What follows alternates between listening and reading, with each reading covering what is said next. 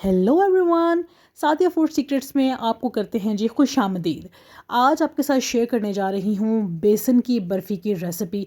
बहुत ही आसान है बेसन की बर्फ़ी को तैयार करना। ऐसे इंग्रेडिएंट्स इस्तेमाल होंगे जो कि आपके घर में हर वक्त मौजूद रहते हैं।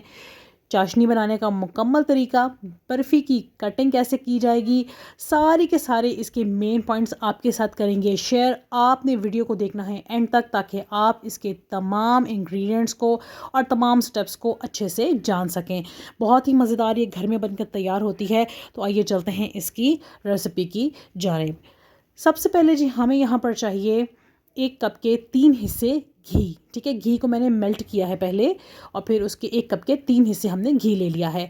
अब यहाँ पर 2 कप हमें चाहिए बेसन के। 2 कप लेवल करके बेसन के चाहिए। 1 कप डाल दिया और अब ये दूसरा कप डाल दिया।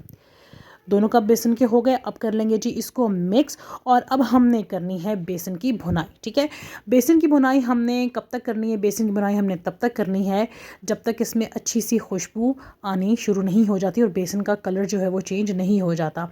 अभी देखें बिल्कुल ड्राई था और अब ये देखें ऐसा सही चेंज हो गया है। इसके बाद घी जो है वो छोड़ेगा बेसन।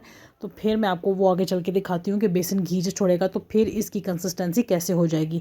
अब ये देखें मैं स्पैचुला की मदद से इसको अच्छे से भून रही हूँ। कोशिश करनी है कि मीडियम टू लो फ्लेम पर आपने इसको पकाना है। ठीक है, ताकि ये जले नहीं, क्योंकि जब आप तेज़ आंच पर पकाते हैं कलर तो जल्दी से चेंज हो जाता है लेकिन फिर बेसन जो है वो कच्चा रह जाएगा। अब ये देखें घी जो है वो छोड़ना शुरू कर दिया है बेसन ने।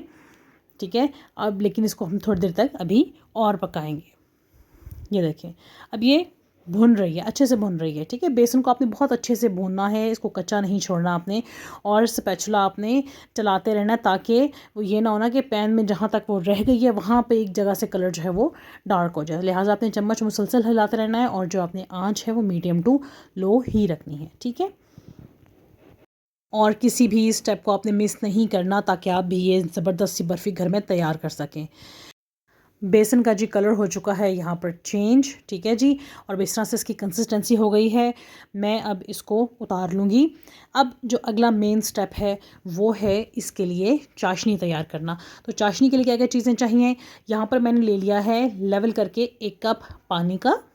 ठीक है, फ्राइंग पैन में मैंने पानी डाला और अब जितना पानी लिया है ना उतनी ही चीनी लेनी है। यानी कि 1 कप पानी लिया है तो 1 कप चीनी लेनी है, क्योंकि हमने थोड़ी गाढ़ी सी बनानी है। ठीक है, और यहाँ पर मैंने साबुत ये 4 दाने इलायची के लिए हैं। जब मैं सारा ये शीरे को पलटाऊंगी ना बेसन के अंदर तो फिर मैं ये चारों इलायचियाँ बाहर निकाल लूँगी। ठीक है, अब इसको कर रही हूँ मैं यहाँ पर मिक्स। और 1 चम्मच मैंने यहाँ पर ऑरेंज फूड कलर का ऐड किया है ताकि थोड़ा सा ज़रा अच्छा डार्क कलर आ सके। ठीक है जी, इसको कर रहे हैं मिक्स और इसको हम करेंगे बॉयल। और इसको हमने इसकी घनी तार हमने बनानी है। ठीक है, ये देखें इसने पकना शुरू कर दिया है। तार इसकी कितनी बनेगी वो भी मैं आपको दिखा देती हूँ। तकरीबन 6 से 7 मिनट लगे टोटल हमें। ये देखें कितना खूबसूरत देखें इसका कलर आ रहा है। चलें जी, ये हो गई है तैयारी। देखें देखने में लग रहा है कि काफ़ी घनी हो चुकी है। बस अब हम यहाँ पर इसको उतार देंगे और ये मैं आपको तार दिखा देती हूँ। ये देखें इसकी तार आपको नज़र आ रही है। ठीक है जी, अब ये हमने बेसन के अंदर दोबारा डाल देनी है। बेसन को मैंने दोबारा से जिसको हमने पकाया था उसको मैंने चूल्हे पर रख दिया है। फ्लेम ऑन कर दी है, मीडियम टू लो फ्लेम है यहाँ पे भी। और मैंने चाशनी जो है वो इसके अंदर ऐड कर दी है। अब हम इसको कर लेंगे मिक्स और इसको थोड़ी देर के लिए अब हम पका लेंगे। यहाँ पे मैं फिर बता दूँ मैंने पूरे इस प्रोसेस के दौरान जो फ्लेम है वो मीडियम टू लो ही रखी है। ठीक है जी, अब इसको अच्छे से कर लेंगे हम मिक्स। अच्छी सी मिक्सिंग करनी है ताकि शीरा इसके अंदर अच्छे से मिक्स हो जाए। कंप्लीट मिक्स होने के बाद ये देखिएगा अपना कलर भी चेंज कर लेगा। अच्छा, मैंने इसके अंदर येलो फूड कलर ऐड नहीं किया, अवॉइड किया करें ज़्यादातर फूड कलर से। आप लोग चाशनी में तो हम लाजमी ऐड करते हैं लेकिन मैंने इसमें ऐड नहीं किया। हलवाई ज़्यादातर ऐड करते हैं लेकिन मैंने ऐड नहीं किया। जब हम कलर ऐड नहीं करेंगे तो देखिए इस तरह से ब्राउन ब्राउन सा कलर आएगा बेसन की बर्फ़ी का। ठीक है जी, तो मैं अब ये देख रहे हैं आप कि इसने पैन को छोड़ना शुरू कर दिया है।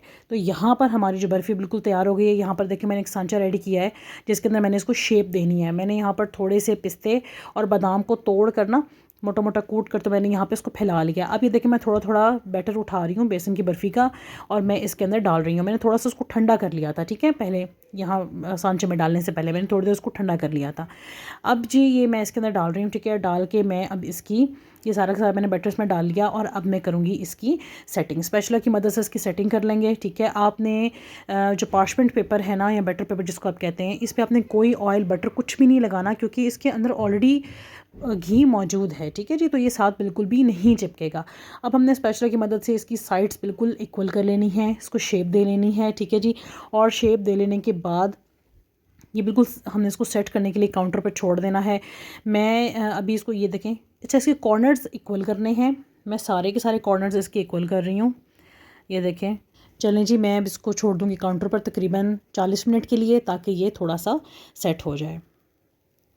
40 मिनट गुजरेंगे, ये देखिए जी हल्का हल्का सेट हो गया, लेकिन ये भी गर्म है, यानी कि क्योंकि हमने कंप्लीट ठंडा नहीं किया था। हम कटिंग के बाद इसको कंप्लीट ठंडा करेंगे। अब इसको प्लेट में निकाल रही हूँ, ये देखें प्लेट में मैंने इसको निकाल लिया है। अब ये देखें जो इसके ऊपर बैटर पेपर रखा था मैंने, इसके ऊपर देखें हल्का हल्का घी लगा हुआ है। तो इस हमें खुद से एक्स्ट्रा घी लगाने की ज़रूरत नहीं थी, बस इस पेपर को हम रिमूव करेंगे और ये लीजिए अब हम इसकी कटिंग कर लेंगे, ठीक है। अभी ये देखें कंप्लीट सेट नहीं हुआ, अभी ये बहुत सॉफ्ट है, ठीक है, क्योंकि ये भी हल्का हल्का गर्म है। इसकी जब हम कंप्लीट कटिंग कर लेंगे फिर हम इसको रखेंगे तकरीबन 6 घंटे के लिए सेट होने के लिए, ठंडा होने के लिए। इसकी कंप्लीट ठंडा होने के बाद ही इसकी असल शेप आएगी। बस मैंने इसको निशान लगा के इस साइड से कटिंग कर ली है, ये देखिए अभी नरम है ये। और अब इसकी दूसरी साइड से कटिंग कर लेंगे। अच्छा मैं चांदी का वर्क पहले लगाना भूल गई थी, मुझे अभी याद आया कटिंग के दौरान ही, तो मैंने अब इस पर चांदी का वर्क लगाना शुरू कर दिया है। आपकी मर्ज़ी है, आप जितना खाते हैं, ठीक है। अब ये मैंने पेपर से इसको सेट कर दिया है। अब मैं एक साइड पर पेपर लगाऊँगी। It's totally up to you कि आप कितना इसमें लगाना चाहते हैं। तो मैं थोड़ा सा और लगा दूँगी। ये देखिए बस मैंने ये लगा दी और मैंने कटिंग करनी शुरू कर दी है।